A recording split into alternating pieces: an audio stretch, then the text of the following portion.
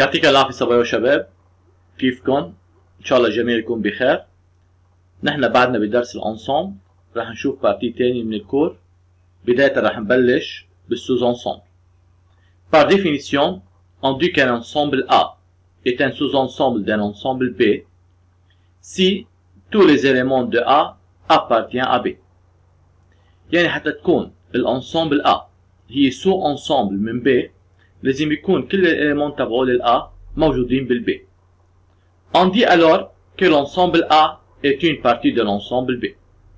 يعني إذا عندي أنا كل الاليمون تبعول ال A موجودين بالانسامبل B، بسمي ال A هي سو انسامبل من ال B. Ou bien on dit que A est une partie de l'ensemble B. Et on note A هيدا السيمبول بنسميه inclus. On dit que A inclut dans B. بعبر أنا عن ال A إنه هو بارتي من ال B أو سو انسامبل من ال B par le symbole A inclus dans B.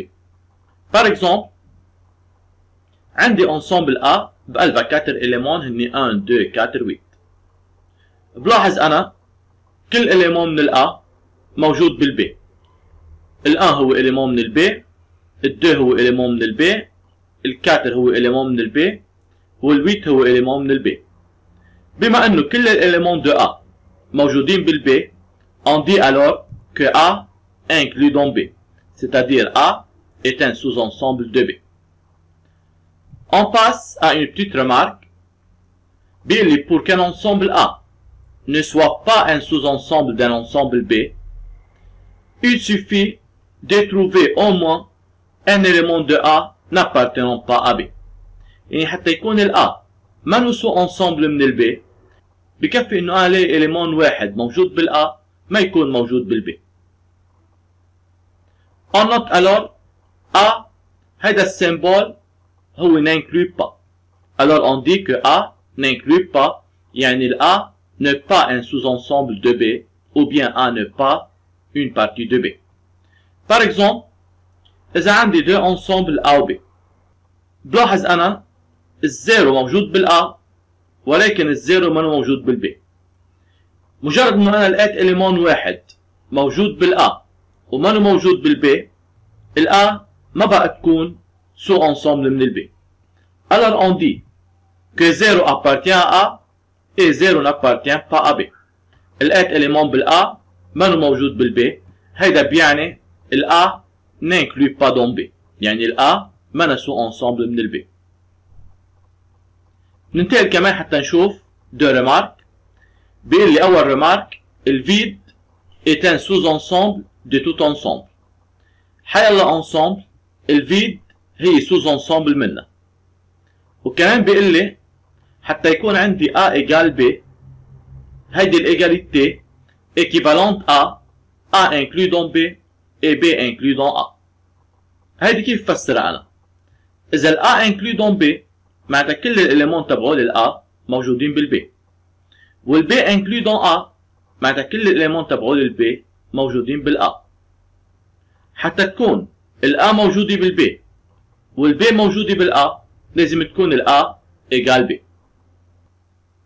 تالت ريمارك بيقول لي si A inclus dans B et B inclus dans C alors A inclus dans C. Et c'est évident، لأن إذا ال A inclus dans B معناتها كل الإليمون لل A موجودين بالانسامبل B، وإذا ال B موجودة بال C يعني inclus dans C معناتها كل الإليمون تبعول ال B موجودين بالانسامبل C. طيب إذا كل الإليمون تبعول ال A موجودين بال B يعني موجودين صاروا بقلب ال C، لأن ال B inclus dans C c'est-à-dire A inclus dans C. كمان بيعطيني ريمارك كتير مهمة. بيقول لي on utilise le symbole inclut et n'inclut pas entre les ensembles. يعني هيدول الدو سيمبول بستعملهم بين الانسامبل.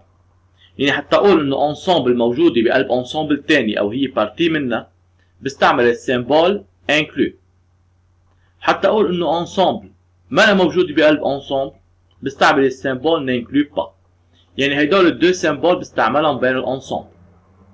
بينما السيمبول appartient و n'appartient pas بستعملهم حتى دل إذا إليمون موجود أو منه موجود بقلب انسومبل. يعني هيدول السيمبول بستعملهم بين إليمون وانسومبل. بنشوف اكزومبل. إذا عندي أنا انسومبل A بقلبها 5 إليمون هني A B C D E. بلاحظ بار اكزومبل الإليمون A موجود بالانسومبل A. هيدا كيف بعبر عنه؟ بقول إنه الإليمون A appartient à A. الابارتيان بستعملها بين إليمون وانسومبل. بينما إذا حطيت الA entre deux accolades الA صار انسومبل. بقى فيني اقول انه الA اذا كان entre deux accolades موجود او يعني appartient à l'ensemble A. اذا كان الA entre deux accolades بما انه صار انسومبل بدي اقول انه هو موجود بالانسومبل A يعني هو سو انسومبل من الانسومبل A بستعمل السيمبول انكلو. يعني الابارتيان بستعملها بين إليمون وانسومبل. الانكلو بستعملها بين انسومبل وانسومبل. بنروح بنشوف ابليكاسيون بيعطيني 3 انسومبل A و B و C مكتوبين en compréhension. بيطلب مني اول شيء écrire A, B et C en extension. بيرجع بيسألني B est-il un sous-ensemble de A? Justifié. و C est-il un sous-ensemble de A? Justifié. بداية أنا عندي 3 ensemble. ال A وال B وال C مكتوبين en compréhension بدي اكتبهم en extension. أول ensemble هي الانسومبل A بيعرف لي إياها هي الانسومبل 2x tel que x est un entier naturel inférieur à 10. أول شيء x est un entier naturel معناتها نوع الإليمون بهيدي الانسومبل هن entier naturel. والكونديسيون لازم يكونوا inférieur à 10. Les entiers naturels qui sont inférieurs à 10 هن les entiers de 0 à 9. يعني ال A بقلبها الإليمون 0 1 2 3 4 5 6 7 8 9. بنتقل على الانسومبل B بيعرف لي اياها هي الانسومبل 2x tel que x est un entier naturel diviseur de 9. x est un entier naturel معناتها نوع الإليمون بالانسومبل B هن entier naturel. الكونديسيون هن يكونوا diviseur de 9. أنا عندي 3 entier naturel diviseur de 9 هن ال 1 وال 3 وال 9. يعني ال 9 بتنقسم على ال 1 وبتنقسم على ال 3 وبتنقسم على ال 9 seulement. L'ensemble C هي l'ensemble de x tel que radical de x est un entier naturel inférieur à 5. حتى يكون radical لنومبر هو entier naturel لازم يكون هيدا النومبر carré parfait. Carré parfait يعني ou bien 0 au carré ou bien 1 au carré ou bien 2 au carré ou bien 3 au carré etc. ببلش أنا حتى أشوف أيمة الراديكال دو x بيكون inférieur à 5. Par exemple, radical de 0 بيطلع سي égal 0. بما إنه inférieur à 5 معناتها الزيرو موجود بالانسومبل C. aussi radical de 1 c'est égal 1. بما إنه inférieur à 5 معناتها موجود بالانسومبل C. radical de 2 والراديكال de 3 هيدول ما انتي ناتورال. يعني انا ما في داعي اجرب الدو والتروا، عم جرب انا بس الكاري بارفي. جربت الزيرو او كاري، جربت الان او كاري، بجرب بعده الدو او كاري اللي هو الكاتر. الراديكال دو 4 هو انتي ناتورال لان بيطلع ايجال 2 وانفيريور ا 5 معناتها الكاتر موجود بالانسومبل سي. كمان بعد الكاتر بجرب الكاري بارفي اللي بعد الكاتر اللي هي 9. راديكال دو 9 سي ايجال 3 انتي ناتورال انفيريور ا 5 معناتها موجود بالانسومبل سي. صار عندي كمان بالانسومبل سي موجود الزيرو وال1 وال4 وال9. الكاري بارفي اللي بعد ال9 هي 16. الراديكال دو 16 هو 4. سي ان انتي ناتورال aussi inférieur à 5 معناتها 16 موجود بالانسومبل سي.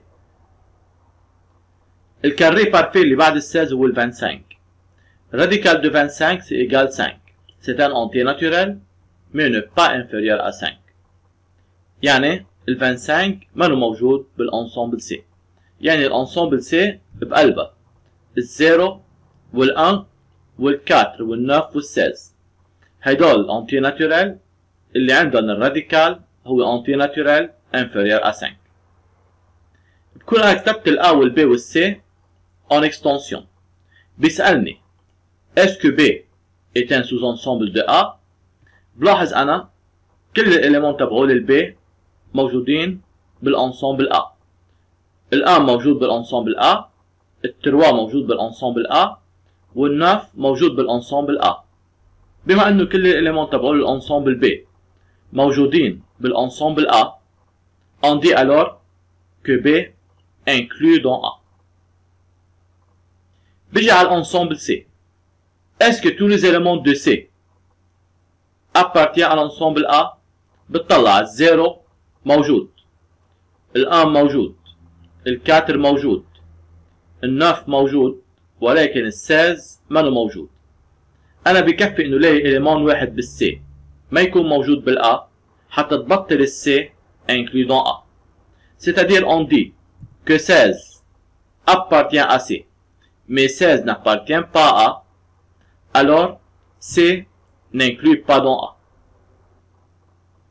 ننتقل على application 5. بهيدي الابليكاسيون عاطيني deux ensembles A و B. ال A بقلبها الاليمون اللي هن 0 1 2 3 4 5، وال B بقلبها الاليمون 0 2 4. بيقول لي complété par le symbole appartient, n'appartient pas, inclut ou n'inclut pas. برجع بذكرك انا ال appartient و n'appartient pas بستعملهم بين اليمون و ensemble، وال inclut و n'inclut pas بستعملهم بين اثنين ensemble. يعني بيجي انا على الان ال A وال A اجباري هيدا اليمون و ensemble بدي استعمل يا appartient يا n'appartient pas. بتطلع على الان موجودة بالانسامبل A، oui alors 1 appartient à A. بيجي على ال A وال B كمان هيدا اليمون و ensemble بستعمل appartient ou bien n'appartient pas. ال A موجود بقلب ال B، لا معناتها ال A n'appartient pas à B. بيجي على التروا اللي هي الانسامبل 3 وال A. بما انه التروا هون هي ensemble معناتها بدي استعمل inclut ou n'inclut pas. Est-ce que l'ensemble 3 est un sous-ensemble de A؟ Oui، لأن كل الإليمون لهيدي الانسامبل موجودين بالA. بما انه هي سو انسامبل من الA بستعمل السيمبول inclut. الانسامبل 3 هي سو انسامبل من الB، بلاحظ انا منها سو انسامبل من الB معناتها بستعمل السيمبول n'inclut pas. كمان ال 1 2 هي انسامبل، بدي اشوف اذا هي سو انسامبل من الA ولا لا.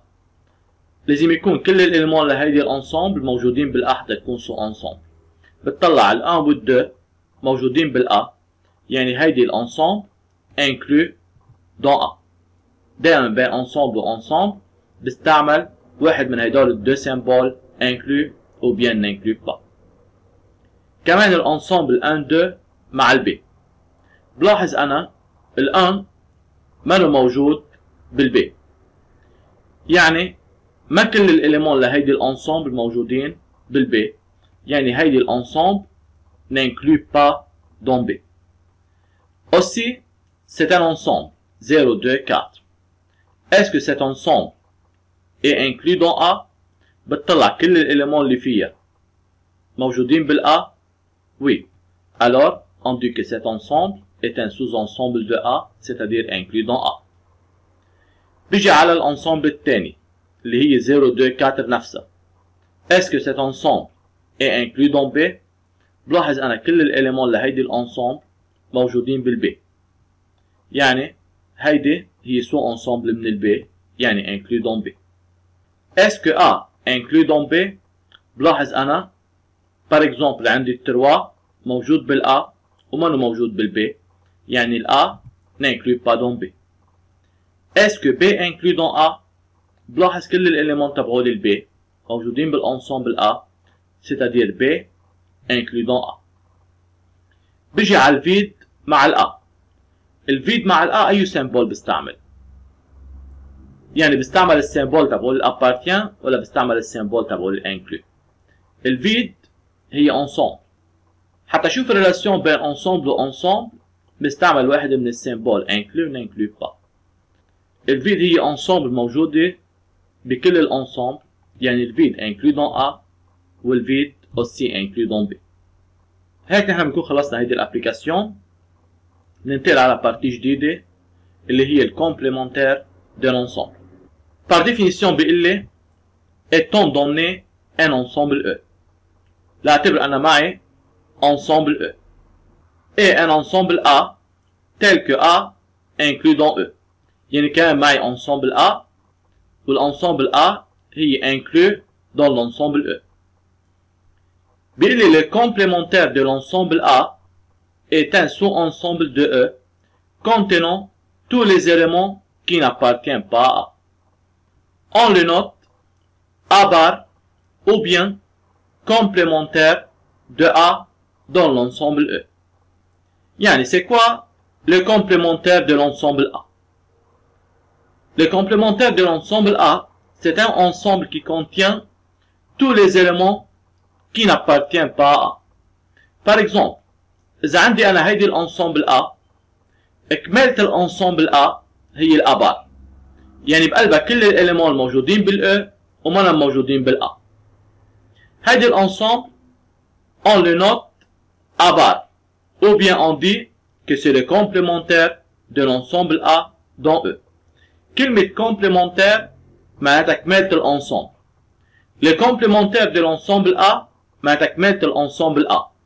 كمالة الانسامبل A بسميها A بار، بيكون بقلبها كل الاليمون اللي منا موجودين بالA.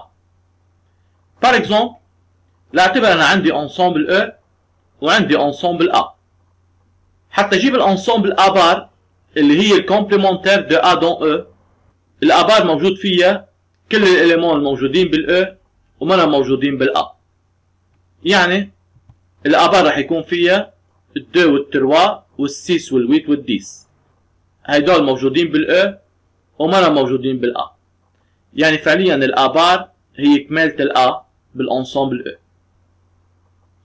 حتى يوضح لي الامور بيقول لي الA بار هي الانسامبل دو X appartient à E، يعني هن كل الاليمون الموجودين بالE tel que X n'appartient pas à A. يعني الA بار هي كل الاليمون الموجودين بالE ومنا موجودين بالA. بيعطيني دو بروبريتي، بيقول لي A بار بار c'est égal à. يعني le complémentaire de A bar c'est égal l'ensemble A. هلا أنا عندي هيدي الA بار، إكمالة الA بار هي الA. الكومبليمنتير للA هو A بار، والكومبليمنتير للA بار هو الA. الكومبليمنتير للفيد هو الانسامبل E، والكومبليمنتير للE هو الانسامبل فيد. ننتقل حتى نشوف بارتي جديدة اللي هي الانترسكسيون دو deux ensembles. intersection يعني هو المشترك. يعني par exemple إذا عندي deux ensembles A و B، المشترك بيناتهم هو بسميه الانترسكسيون. Alors l'intersection de deux ensembles A et B est un ensemble noté A inter B. Alors l'intersection de deux ensembles est un ensemble noté A inter B et qui contient les éléments communs de A et de B. يعني هيدي الانسامبل هي انترسكسيون بتحتوي على الاليمون المشتركين بين الانسامبل A والانسامبل B. On le note A inter B. Alors A inter B c'est égal l'ensemble de X tel que X appartient à A et X appartient à B. يعني الاليمون للانسامبل A inter B، كل اليمون بالانسامبل A inter B بده يكون موجود بالانسامبل A، بده يكون بنفس الوقت موجود بالانسامبل B. Par exemple إذا عندي deux ensembles A و B، حتى أجيب ال A inter B بدور على المشترك بين ال A وال B. عندي الزيرو موجود بالدوز انسامبل، عندي الدو موجود بالدوز انسامبل، الكاتر موجود بالدوز انسامبل، والسيس موجود بالدوز انسامبل. alors ال A inter B هي الانسامبل بقلبها الاليمون كومان اللي هن 0 2 4 6. شوف remarque بيقول لي si A et B ne contient aucun élément commun alors A et B sont disjoints. يعني إذا ال A وال B ما في شيء مشترك بيناتهم، بقول إنه ال A وال B sont disjoints، يعني deux ensembles منفصلين عن بعضهم. On note dans ce cas A inter B égale vide، يعني ما في عندي intersection بين ال A وال B، ما في شيء مشترك بين هيدول ال deux ensembles. بهيدي الكا بقول A inter B égale vide. تاني remarque بيقول لي A inter B c'est égal B inter A، et c'est évident المشترك بين ال A وال B هو ذاته المشترك بين ال B وال A. Aussi A inter A bar égale vide. من الديفينيسيون لل A bar، ال A bar بقلبها الإليمون اللي ما موجودين بال A، يعني أكيد ما في شيء مشترك بيناتهم، يعني A inter A bar égale vide. A inter A égale A، عم بعمل أنا intersection بين ال A ونفسها. شو المشترك بين الانسامبل A ونفسها؟ هو الانسامبل A. ال A inter E c'est égal A إذا كانت ال A inclus dans E. أكيد إذا ال A inclus dans E معناتها المشترك بين ال A وال E هو الانسامبل A. Et aussi A inter vide c'est égal vide. أكيد بين ال A وال vide ما في شيء مشترك. أكيد c'est évident لأن ال vide ما فيها ولا إليمون، معناتها أكيد ما فيها شيء مشترك مع الانسامبل A، يعني A inter vide c'est égal vide. بنتقل على définition جديدة اللي هي الريونيون de deux ensembles. Par définition بيقول لي la réunion de deux ensembles A et B est un ensemble noté A union B. هيدا بسميها symbole union. A union B et qui contient tous les éléments de A et de B. يعني l'ensemble A union B هي l'ensemble des éléments X tels que X appartient à A ou X appartient à B. يعني حتى يكون الإليمون موجود بالانسامبل A union B لازم يكون يا أما موجود بالA يا أما موجود بالB. معناتها فعليا الانسامبل A union B هي الانسامبل اللي بتحوي كل الإليمون تبعول الA مع تبعول الB. Par exemple إذا عندي انسامبل A بقلبها الإليمون 0 1 2 3 4 5 6، وعندي انسامبل B بقلبها الإليمون 0 2 4 6 8 10. الانسامبل A union B بقلبها كل الإليمون تبعول الA مع كل الإليمون تبعول الB، بس أكيد المشترك ما بكرره مرتين. يعني par exemple الزيرو بحطها مرة واحدة. حتى شوف الانسامبل A union B بدي أنا اجمع ال A وال B بنفس الانسامبل، يعني حتى هيدول الإليمون كلهم بنفس الانسامبل، وأكيد بدي اتجنب التكرار. يعني عندي 0 1 2 3 4 5 6، بفضل عندي كمان ال 8 وال 10. alors c'est l'ensemble A union B. Aussi on prend deux remarques.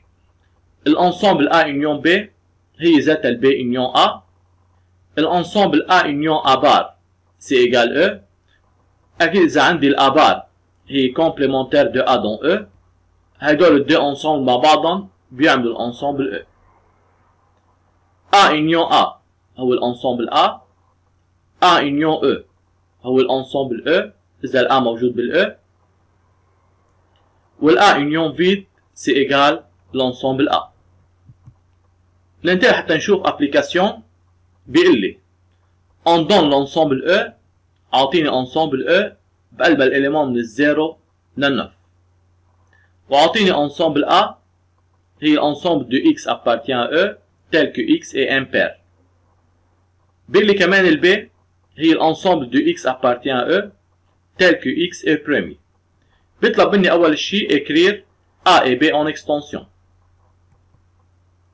عندي أنا الانسامبل E هي الانسامبل اللي بقلبها الإليمون هن من الزيرو لل9. ال A هي الانسامبل de X appartient à E tel que X est impair. بتطلع أنا بقلب الانسامبل E شو في عندي X impair، يعني شو في عندي نمبر impair.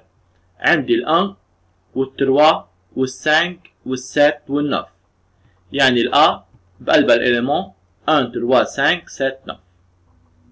ال B هي الانسامبل de X appartient à E tel que X est premier. بتطلع انا بقلب الانسامبل او. شو في عندي اكس بريمي؟ شو في عندي نومبر بريمي؟ عندي اول نومبر بريمي 2، عندي 3، عندي 5 وعندي 7. يعني البي بقلبها 4 اليمون هن 2 3 5 7. بتاني بارتي بيطلب مني écrire en extension les ensembles A bar اللي هو complémentaire de A dans E، B bar اللي هو complémentaire de B dans E، A inter B و A union B. برجع بيطلب مني كمان vérifier que cardinal لل A union B c'est égal cardinal de A plus cardinal de B moins cardinal لل A inter B. بداية بدنا نجيب ال A bar وال B bar وال A inter B وال A union B. ال A bar هي الكومبليمونتير دو A dans E، يعني كملت ال A بالانسامبل E. حتى كمل ال A بيلزمني الزيرو وال2 وال4 وال6 وال8. يعني ال A bar بقلبها الاليمون 0 2 4 6 8 هن الاليمون الموجودين بال E وما موجودين بال A. aussi ال B bar هي الكومبليمونتير دو B dans E، يعني هن الاليمون موجودين بالE وما موجودين بالB. يعني عندي الزيرو وال1 وال4 وال6 وال8 وال9. هيدي الانسامبل A بار وهيدي الانسامبل B بار. بيطلب مني كمان ال A انتر B. ال A انتر B هو المشترك بين ال A وال B. المشترك بين ال A وال B هن ال 3 وال 5 وال 7. هيدي ال A انتر B. كمان بيطلب ال A union B. ال A union B لازم يكون بقلبه كل الاليمون تبعول ال A مع تبعول ال B نفس الانسامبل. يعني عندي ال 1 وال 2 وال 3 وال 5 وال 7 وال 9. هيك انا بكون جبت ال A بار وال B بار وال A انتر B وال A union B. بيطلب مني برهن انه كاردينال ال A union B c'est égal cardinal لل A plus cardinal لل B moins cardinal لل A inter B. نحن بنعرف الكاردينال يعني هو عدد الاليمون اللي بقلب الانسامبل. ال A union B بقلبها 1 2 3 4 5 6 اليمون، يعني كاردينال لل A union B c'est égal 6. الكاردينال لل A plus كاردينال لل B moins كاردينال لل A inter B c'est égal الكاردينال لل A هو عدد الاليمون بالانسامبل A هو 5، الكاردينال لل B هو 4، والكاردينال لل A انتر B هو 3. بيطلع عندي كاردينال دو A plus كاردينال دو B moins كاردينال لل A انتر B c'est égal 5 plus 4 moins 3 يعني c'est égal 6. هذا بيعني انه الكاردينال لل A union B c'est égal كاردينال دو A plus كاردينال دو B moins كاردينال لل A انتر B. ننتقل على البارتي 3. بهيدي البارتي بيطلب مني écrire en extension les ensembles A inter B bar et A bar union B bar. حتى اكتب en extension l'ensemble A inter B bar، ال A inter B bar هي الكومبليمونتير لل A inter B. يعني الاليمون اللي بالانسامبل A inter B bar هن الاليمون الموجودين بال E وما موجودين بال A inter B. يعني الكومبليمونتير لل A inter B اللي هو A inter B bar بقلبه الاليمون 0 1 2 4 6 8 9 اللي هن موجودين بال E وما موجودين بال A inter B. او فعليا فيني اقول بطريقه ثانيه الكومبليمونتير لل A inter B هي كمالة ال A inter B بال E. اللي بيكمل ال A inter B هي الانسامبل بقلبها 0 1 2 4 6 8 9 هن كمالة هيدول الاليمون. كان بيطلب مني ال A bar union B bar. حتى اجيب ال A bar union B bar بدي اجمع ال A bar وال B bar بنفس الانسامبل. يعني ال A bar union B bar بقلبها الاليمون للدوز انسامبل A bar و B bar. يعني بقلبها الزيرو وال1 وال2 وال4 وال6 وال8 وال9. الاليمون للدوز انصامبل حطيتهم بانصامبل وحده، هيدي الانصامبل بسميها A بار union B بار. بيقول لي que remarquez-vous؟ اللي بنلاحظه نحن انه ال A انتر B بار طلعت هي نفس الانصامبل A بار union B بار. Alors on remarque que A inter B bar c'est égal à bar union B bar. بالpartie 4 بيقول لي écrire en extension les ensembles A union B bar et A bar inter B bar. aussi بيسألني que remarquez-vous؟ أنا حتى أجيب الانسامبل A union B bar بده يكون معي أول شيء الانسامبل A union B، لأن ال A union B بار هي الكومبليمنتير لل A union B دون E. إكمالة ال A union B بسميها A union B بار.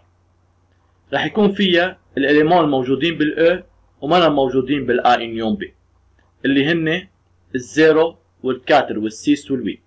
هيدول موجودين بال E وما موجودين بال A union B، يعني هيدي الكومبليمنتير لل A union B.